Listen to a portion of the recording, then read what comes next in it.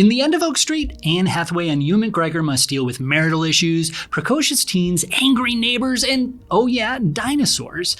Is this a prehistoric prize, or should this film be fossilized?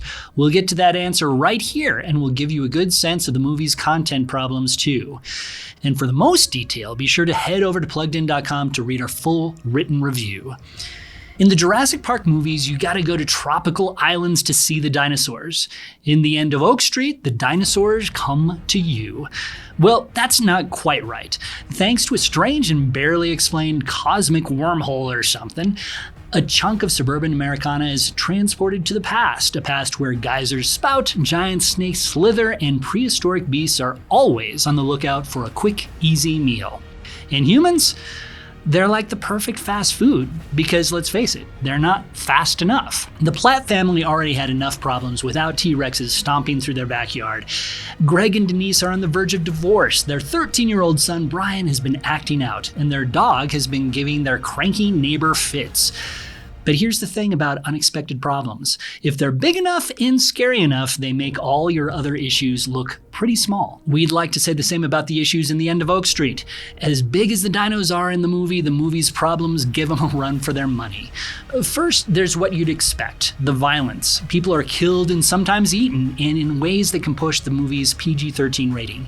The film's bad language pushes it right to the R-rated edge as well. And while you'd think that a movie wouldn't have much time for romance, you'd be surprised. There's a bit of LGBT content in the mix here, and a couple of massive dinosaurs take some time to engage in a bit of on-screen intimacy. But the movie's strangest left turn might be its dismissive attitude towards religion.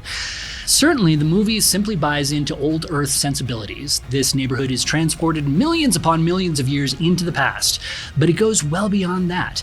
When the family's father, Greg, tells his wife and kids that God will protect them, wife Denise points out that they only go to church on Christmas. Their teen daughter, Audrey, says that she's an atheist. Her hero is Cornell's famous agnostic professor, Carl Sagan.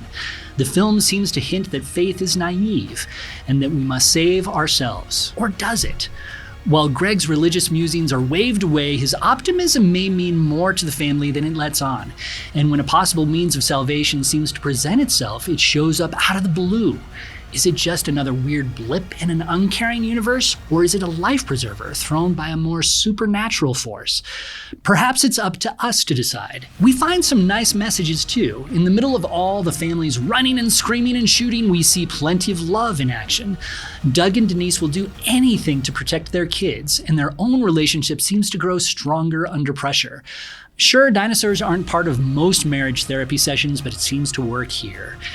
The End of Oak Street is a strange movie. It's a silly movie, and it's a movie with almost as many problems as dinosaurs. But that said, the dinosaurs we see here are pretty cool.